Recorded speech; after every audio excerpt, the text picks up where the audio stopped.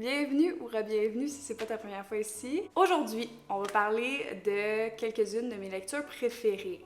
C'est très difficile pour moi là, de déterminer à 100% quel livre que j'ai lu est mon livre préféré, genre top 1, là, tu comprends? Pour moi, pour qu'un livre soit vraiment 5 étoiles, pour qu'un livre soit digne de mention, il faut qu'il aille générer des émotions. Donc, ces livres-là ont certainement été dans cette catégorie-là. Sans plus attendre, allons-y avec mon livre que je dirais qui est solide, le top 3 de mes lectures préférées, ok?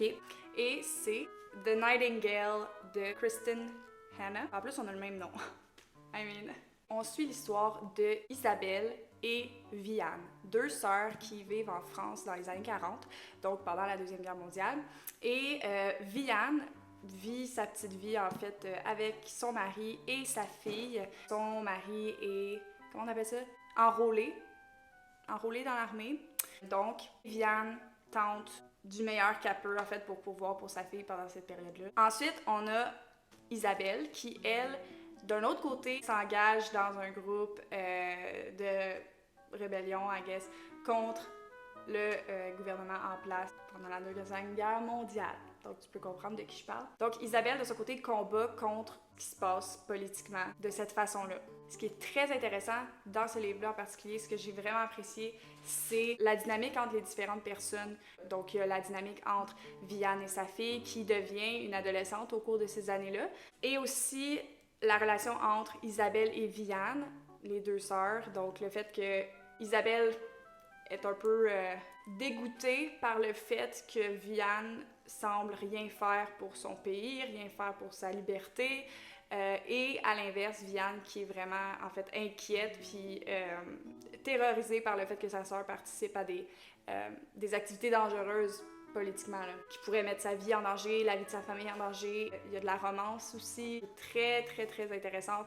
Et j'ai vraiment, vraiment aimé ce livre-là. Je pourrais en parler pendant des heures. Je trouve que c'est rare qu'un livre a besoin vraiment d'être 500 pages et plus, mais le rythme était très bon. Et aussi, la profondeur, la qualité des relations qui se développent dedans n'aurait pas été la même, je crois, s'il n'y avait pas eu autant de descriptions ou de pages, en quelque sorte. Et voilà, donc c'était très bon. Voilà. The Nightingale. Ensuite, mon deuxième livre sur cette liste aujourd'hui, c'est The Last Post de René Carlino. J'ai hésité à le mettre dans cette vidéo-là aujourd'hui parce que, contrairement à, mettons, The Nightingale qui est 500 plus pages, je l'ai lu sur plusieurs jours. J'ai eu le temps de le lire sous différents états d'esprit, là, différents états émotionnels, on va dire, en lisant The Nightingale, tandis que celui-là est même pas 300 pages. Je l'ai lu rapidement, fait que j'ai l'impression que si je le relisais présentement, peut-être que je serais genre « Ouh, ok ». Parce que, j'explique l'histoire. On suit l'histoire de Laia, ou Leia, qui, malheureusement, perd son mari dans un accident de... je crois que c'est genre du dirt bike. Dans le fond, son mari travaille pour Red Bull et il fait comme des sports extrêmes puis tout ça. On suit l'histoire de Leia qui a de la difficulté à vivre son deuil, en fait. Leia, pour vivre son deuil, laisse des posts, donc des statuts sur Facebook adressés à son mari. Ensuite, on a d'un autre côté Micah, qui lui est un jeune architecte qui travaille en bureau, vit son petit 9 to 5 tranquille. Un beau jour, son boss lui présente sa fille qui est Leia. Et donc, à ce moment-là, Micah tombe complètement... En fait, je m'en vais dire amoureux, là, mais genre coup de foudre, I guess. Genre, il y a un soudain coup de foudre sur Leia et veut tout faire, en fait, pour l'aider. Parce qu'il réalise en la stalkant un petit peu sur Facebook qu'elle va pas bien. Genre, elle vit une situation vraiment difficile. Donc, il essaie de tout faire pour l'aider. Sauf que il est très, très, très maladroit dans la façon qu'il le fait. Donc, c'est très intéressant. Ce livre-là m'a vraiment, genre... Je dirais pas que c'est une romance, ok? By the way, c'est pas genre une... C'était pas le genre de livre que tu lis, t'es comme « Oh my god, je veux trop qu'ils soient ensemble, at the end of the day. » Tu sais, genre... Mais, en même temps, c'était comme... J'aime les histoires qui sont pas juste straightforward, tu sais, qu'il y a différentes dimensions, qu'il y a différentes... qui portent à réfléchir. Puis ça m'a quand même fait réfléchir. Je recommande. Il est vraiment pas long aussi. Donc voilà. Alors, The Last Post de Renée Carlino. Je sais qu'elle a aussi écrit When We Were Strangers, que j'ai vraiment envie de lire. C'est dans les projets.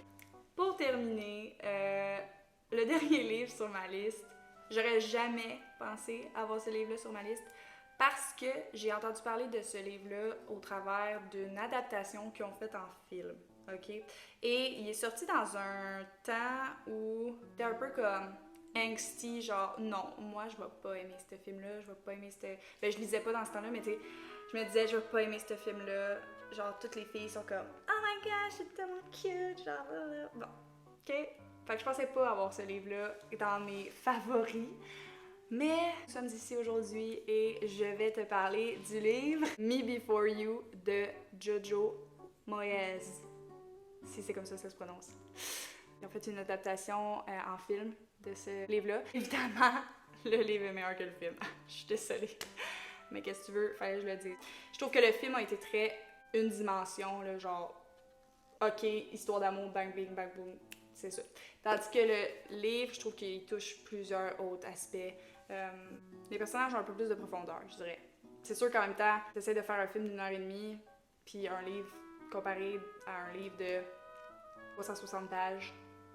Tu sais, c'est ça. On suit la vie de Louisa Clark, qui devient la... J'ai juste caretaker en tête, mais j'essaie de trouver le mot en français. J'ai stage femme en tête, mais c'est pas ça.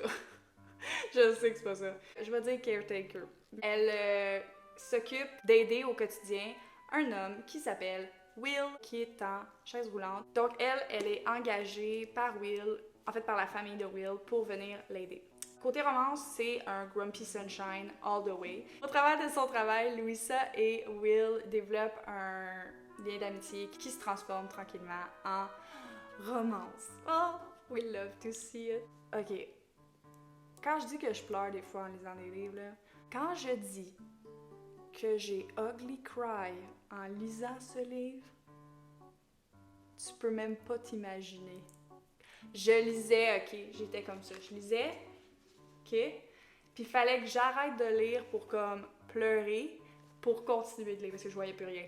Donc, j'ai pleuré ma life. Il y a un... J'avais-tu un poil dans la face depuis tantôt? Pourquoi tu me l'as pas dit? Anyways. Donc, j'aime beaucoup le côté Grumpy Sunshine, évidemment, de l'histoire. Il y a des dilemmes qui se présentent dans le livre qui sont très intéressants. Ce que j'ai apprécié, c'est que, je dirais, un sujet à débat qui est présenté. Et l'auteur a... En fait, comment moi je l'ai lu, là, l'auteur a vraiment pas imposé une position.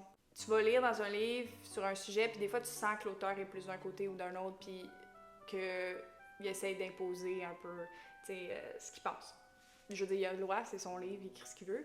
Mais j'ai aimé dans ce livre-là qu'on avait quand même place à soit refuser la décision qui est prise dans le livre ou accepter la décision qui est prise dans le livre. Aussi, je sais qu'il y a une suite.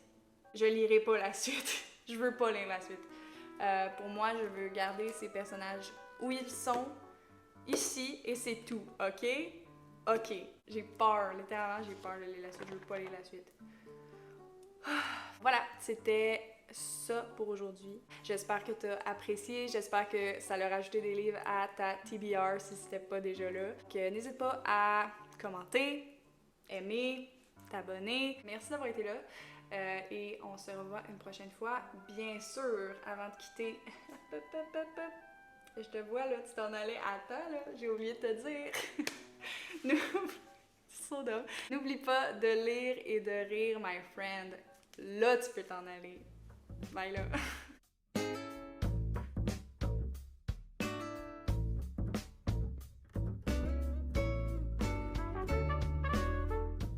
So done.